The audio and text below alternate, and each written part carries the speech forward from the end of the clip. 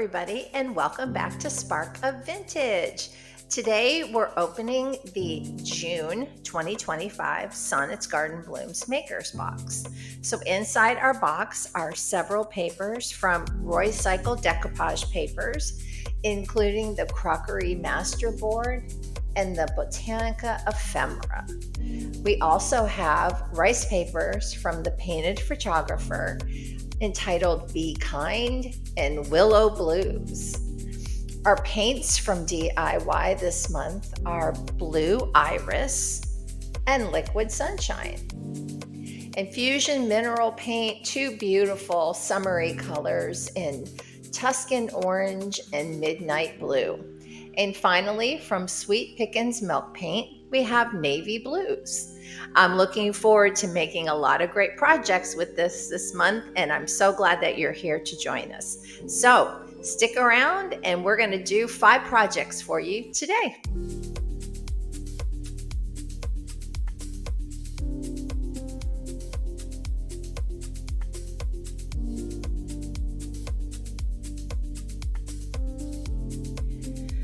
For the first project, I could not resist the vibrancy of this beautiful Be Kind paper from the Painted Photographer. In my stash, I had this beautiful yellow frame that I had found at the Goodwill bins, a couple of years ago, and I've been holding on to it, waiting for the perfect project to use it with. I also used the backdrop cardstock paper from Tim Holtz Ideology and decided to select the music sheet because I felt like the bees were singing in this beautiful rice paper. And it's a sturdier cardboard that's easier to use, especially as a backdrop for a frame. Before I attached the paper to the cardstock, I did a bit of the water trim around the edges and tore at them to kind of shred the sides so I didn't have so much of a hard scissor cut around the edges. I applied the rice paper to the cardstock with Distress Collage Medium. And then I didn't paint the back of the rice paper with the white gesso because I really wanted those musical notes to kind of shine through when I put the picture into the frame. I took an extra thick Sharpie and did a little bit of a border around the cardstock before I inserted it into the frame. And this was probably the easiest thing that I did all day. All I needed to do was just put it into the frame and load it up. It looked so beautiful with that yellow that was already in the frame. And I did a little touch up on the frame itself with the yellow that came in our box this month from DIY, Liquid Sunshine.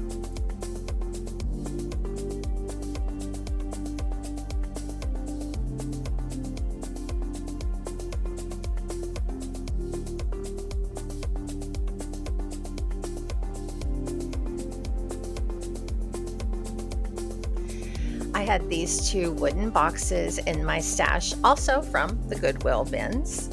I wanted to make these hearts a little more summery than the traditional pink and red colors, so I decided to use Liquid Sunshine from DIY and Tuscan Orange from Fusion Mineral Paint. I cut out 2 of my favorite floral bouquets from Roycycled's Botanica Ephemera Decoupage Paper. Then I painted the top of the hearts with White Swan from DIY so that I could apply the decoupage paper and those flowers would pop. Although I love this Tuscan Orange color from Fusion Mineral Paint, I did temper it a little bit with White Swan from DIY to bring that brightness down a little bit to more of a dreamsicle color. I wanted a little bit of a natural looking neutral to temper those bright colors a little bit and match some of the scripting that was in the ephemera paper. So I used Woodwick from Fusion that I received in a previous Sonnet's Makers box. I was really pleased to see how well the Woodwick went with those muted summer colors. So I painted the trim on both boxes as well as the inside with the Fusion Woodwick. I love that Fusion Mineral Paint already has a natural sealer built into it, so I didn't have to do much else with them, and it does dry relatively quickly. Then I was ready to apply my decoupage paper on top of both of my boxes. I sealed my DIY paint with some semi-glossy varnish. It's always important to seal the chalk paint because it will reconstitute itself when it gets wet. So you do have to move pretty quickly with it. And I also went ahead and sealed the inside of the box for extra protection. These beautiful treasure boxes needed a pop of gold, so I used the gilded transfers from IOD. I love these transfers, but they do require a little bit more delicate hand when you're using them, but the results are stunning.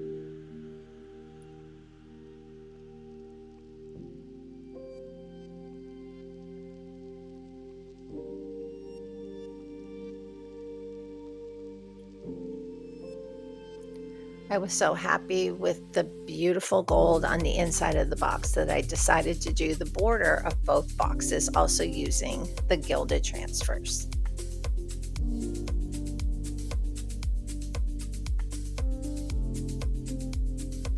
The gilded transfers added a beautiful touch inside and out.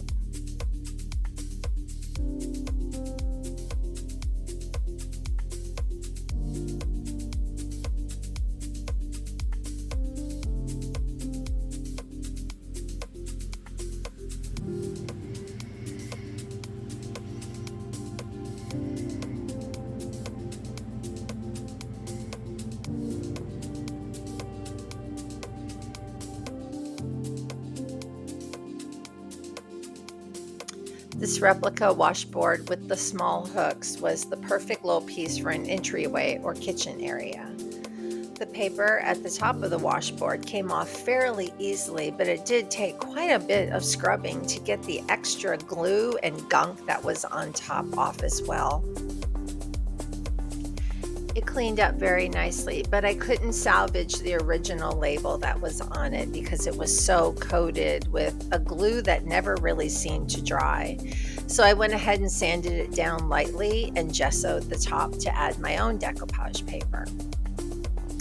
I went back to Roycycled's Botanical Ephemera to find this adorable little blue and yellow bird sitting on top of the crown. I thought it was a great little addition to the top of the washboard piece.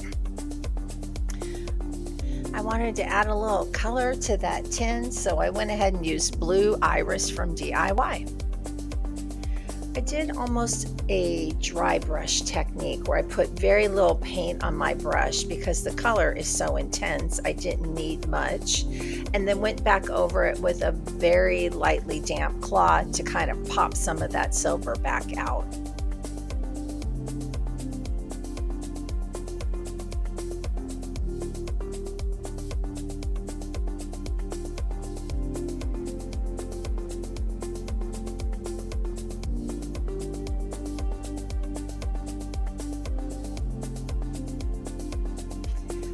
This plastic gold frame was the perfect piece to use to experiment with my Sweet Pickins Milk Paint. This month's sample was navy blues, and I love that bluish black color. Look at that gorgeous deep color. I'm still learning to use the milk paint, so I thought if I could get it to chip like I wanted it to, I could get some of that beautiful gold to come peeking through, and it would be a gorgeous piece. I learned some of my lessons from the last time, but maybe learned them a little too well because I might have over-primed the frame this time and the paint stuck beautifully, so I just sanded it back.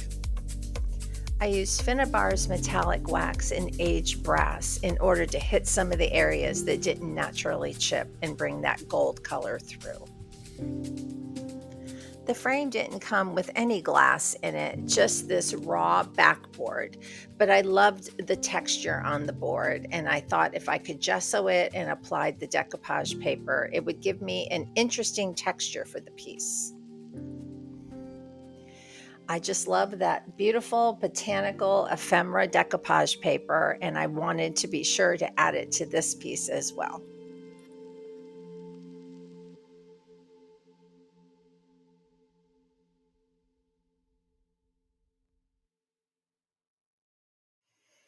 It came out with a nice bumpy texture on that backboard, and it didn't take much to assemble it, just a few screws, and it was ready to go.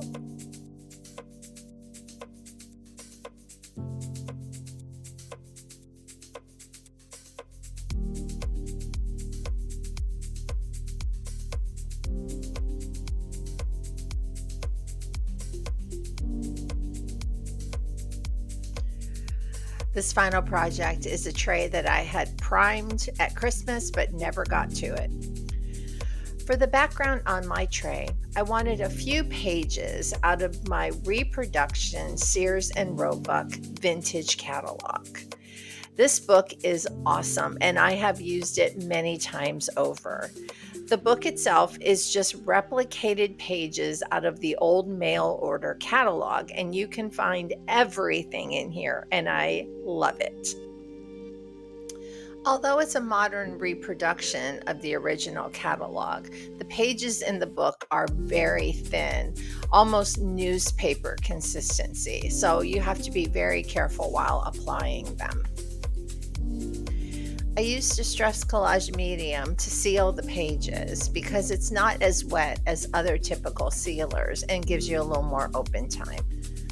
For this project, I'm using Roycycled's Crockery Masterboard and cutting out a couple of images.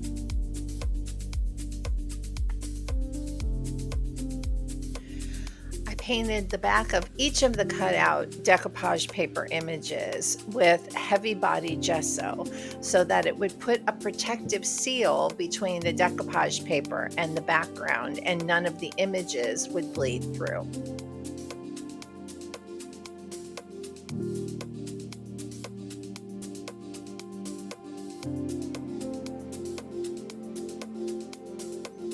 I put Duro Gloss Varnish on the bottom of the tray first for two reasons. Not only to protect the images and to give them a layer of sealant, but also to allow me the opportunity to wipe off any paint spills I might have when I'm painting the edges. I painted the rest of the tray, the handles and the sides, as well as the bottom, with Fusion Mineral Paint's Midnight Blue. This is a nice, deep, dark blue color, and it really helped pull out some of the blue from the crockery decoupage paper.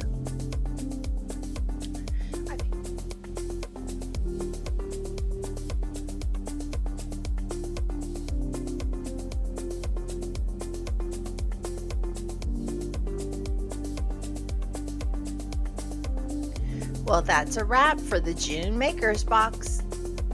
You can subscribe to your own Maker's Box at sonnetsgardenblooms.com. Thank you for joining us at SparkofVintage, and we'll see you next week. Be sure and check the comments below for a link to the complete Maker's Box playlist.